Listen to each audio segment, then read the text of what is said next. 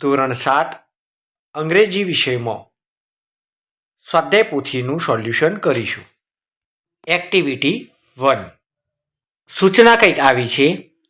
ઉદાહરણ મુજબ નામ અને તે માટે વપરાયેલા વર્ણન કરતા શબ્દોને શોધી તેને અલગ તારવી આપેલ જગ્યામાં લખો. એટલે કે મિત્રો, આપણે આ ફકરાનો અભ્યાસ કરવાનો હતો. એનું વાંચન કરી અને જ્યાં જ્યાં જે નામ આવે છે, જેમ કે હકુલા, માનસિંગ, બરાબર છે, ડોંકી છે, તન્વી છે, કિંગ છે, મોહન છે, આવા બધા નામ છે. એના વર્ણન માટે કેટલાક શબ્દો આપેલા છે, તેનો આપણે અભ્યાસ કરવાનો હતો. અને ત્યાર પછી આપણે બાજુમાં આપેલું કોષ્ટક પૂરવાનો હતો. તેમાં આપણને આપેલું છે, સૌથી પહેલા તમે જો અહીં નજર કરશો તો અહીં લખ્યું છે શબ્દ, અને આ બાજુની વિભાગમાં આપણે લખવાનું છે વર્ણન. ફોર એન એક્ઝામ્પલ, ઉદાહરણ તરીકે આપણને આપેલું છે હકુલા. તો મિત્રો જુઓ એ સાઈડમાં, હકુલા ઇઝ અ ગ્રેટ મેજિશિયન.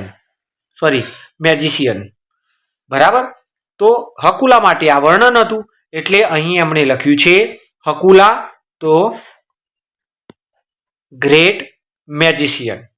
બરાબર ને? એવી જ રીતે માનસિંગ, તો માનસિંગ માટે શબ્દ હતો કિંગ. એવી જ રીતે તન્વી માટે વર્ણન આપેલું હતું બ્યુટીફુલ. તો અહીં વર્ણન આપેલું હતું, તો વર્ણન આપેલું છે તો આપણે સીધું લખવાનું છે એનું નામ, કે આ નોટી કોણ હતું, તો ફકરામાં હતું અનિલ નોટી છે. એવી જ રીતે ડોંકી માટેનું વર્ણન હતું 4 legs. તો સાય એટલે શરમાળ. આ શરમાળ પ્રકૃતિનું કોણ હતું, તો ફકરામાં દર્શાવેલું હતું કે શરમાળ પ્રકૃતિનો પિયુષ હતો. એવી જ રીતે ફાધર માટે શબ્દ વર્ણન હતું ન્યૂ કાર, કે ફાધરે ન્યૂ કાર ખરીદી હતી. અને સેટરડે માટે શબ્દ વર્ણન હતું યસ્ટરડે. મિત્રો, આગળ વધીએ એ પહેલા અમારી આ વેદા ક્લાસ યુટ્યુબ ચેનલને જો આપે હજુ સુધી સબસ્ક્રાઇબ કરી નથી તો ઝડપથી અહીં વેદા ક્લાસ નામ આપેલું છે તેની બાજુ સબસ્ક્રાઇબનું બટન છે, સબસ્ક્રાઇબ જરૂર કરશો. વિડીયોને શેર કરવાનું ભૂલશો નહીં. પછી આગળ એક્ટિવિટી 2. એક્ટિવિટી 2ની સૂચના છે, આપેલ શબ્દોનો ઉપયોગ કરી ઉદાહરણ મુજબ લખો. સૂચના શું છે? આપેલ શબ્દોનો ઉપયોગ કરી ઉદાહરણ મુજબ લખો. અહીં કેટલાક મિત્રો શબ્દો આપેલા છે, જેમ કે small, slow, old, sharp, big, heavy, fat, cold, long, hot, thin. બરાબર છે મિત્રો? હવે એનું ઉદાહરણ જોઈએ આપણે, કે ઉદાહરણમાં આપેલું છે એક્ઝામ્પલ તરીકે ફાસ્ટ, એટલે કે આમાંથી એક શબ્દ લીધો અને તેનું વાક્ય બનાવ્યું છે Manisha can run fast than Vishal. બરાબર છે? એવી જ રીતે આપણે અહીં વાક્ય હવે બનાવવાનું હતું small, slow, old, sharp, big, heavy વગેરે.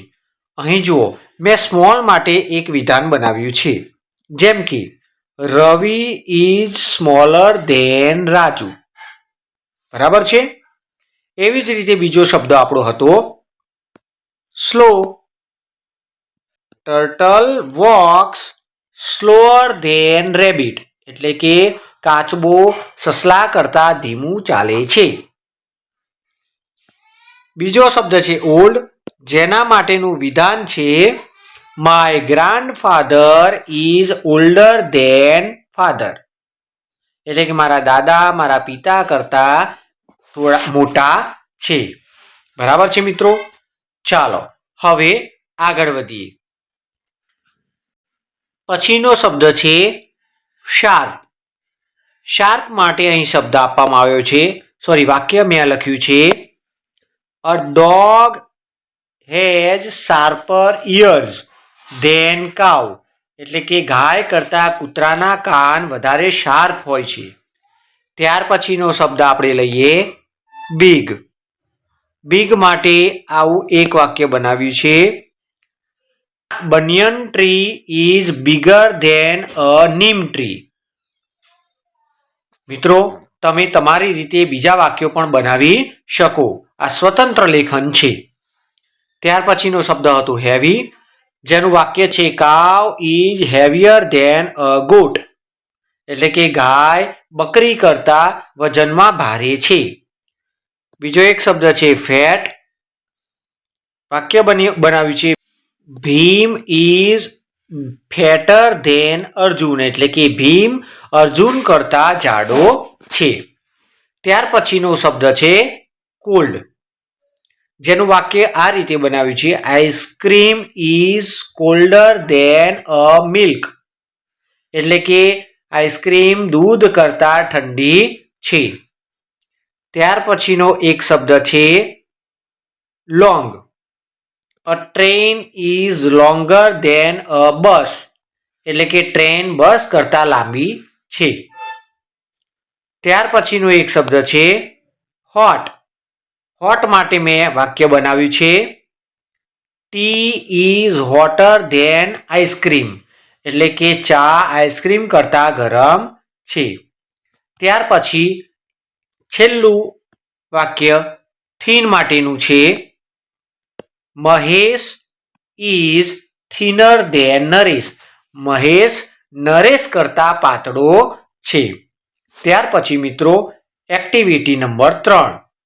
એક્ટિવિટી નંબર 3 શું કહેવા માંગે છે તે જોઈએ આપણે મિત્રો. આપેલ જગ્યામાં વાક્યો વાંચી ચિત્ર દોરો. ચલો આપણે આપેલા વાક્યોને અનુવાદ કરીને સમજીએ. પહેલું વાક્ય છે draw grass at the bottom, એટલે કે બોટમ એટલે નીચે. બોટમનો અર્થ શું થાય મિત્રો? તો કે છે નીચે. જે તમને બાજુમાં બીજા પાના ઉપર જે ચોરસ ખાનું આપ્યું છે તેમાં સૌથી નીચેની બાજુ આપણે શું કરવાનું છે? હા, ગ્રાસ ડ્રો કરવાનું છે. આ રીતે તમે ઘાસ દોરી શકો મિત્રો. વી કરી દેવાનો, આમ લીટી. બરોબર છે. આ બધી જ સૂચનાઓ પછી હું તમને ચિત્ર દોરીને બતાવું છું. ચાલો, બીજા નંબરની સૂચના છે, વાક્ય છે ડ્રો 2 ટ્રીઝ, એટલે કે 2 વૃક્ષો દોરવાના છે. પણ આગળ સૂચના છે a tall tree on left side. Left side એટલે તમારા ડાબા હાથ બાજુએ ઊંચું ઝાડ દોરવાનું છે. જ્યારે અ શોર્ટ ટ્રી એટલે નીચું ઝાડ at on the right side, એટલે જમણી બાજુએ નાનું ઝાડ દોરવાનું છે. ત્રીજું, draw the sun at the right top corner, એટલે કે તમારા જમણા હાથ બાજુ ઉપરની બાજુએ ટોપ પર શું દોરવાનું છે? સન એટલે સૂર્ય. અને ચોથું વિધાન છે મિત્રો કલર ધ પિક્ચર. આ દોરાઈ જાય પછી તમારે એની અંદર રંગપૂર્ણી કરવાની છે ને તમારું મનગમતું કામ? તો જરૂર કરશો. મિત્રો, આ રહ્યું એ ચિત્ર. થોડી વાર સ્ટોપ કરી અને આ ચિત્ર ઝડપથી દોરી લો. ચાલો, કહ્યું હતું ને ગ્રાઉન્ડ પર શું દોરવાનું હતું? ગ્રાસ. તો આ રહ્યું ગ્રાસ, GRASS. રાઈટ સાઈડ ટોપ પર હતો સન દોરવાનો, તો મેં દોર્યો અહીંયા સન, સૂર્ય. લેફ્ટ સાઈડ ટોલ ટ્રી, તો મેં દોરી દીધું ટોલ ટ્રી. અહીંયા શોર્ટ. બરાબર ને? તો દોસ્તો, ગમ્યું તમને આ ચિત્ર? જરૂર ગમ્યું હશે. મિત્રો, વિડીયોને લાઈક અને શેર અવશ્ય કરશો. હવે પછીની એક્ટિવિટી 4 આ પછીના વિડીયોમાં આપણે જોઈશું. જો તમે આવા વિડીયો જોવા માંગતા હોવ તો અમારી ચેનલને સબસ્ક્રાઈબ કરી નથી તો અવશ્ય સબસ્ક્રાઈબ કરશો. Okay, thank you. જય હિન્દ, જય ભારત.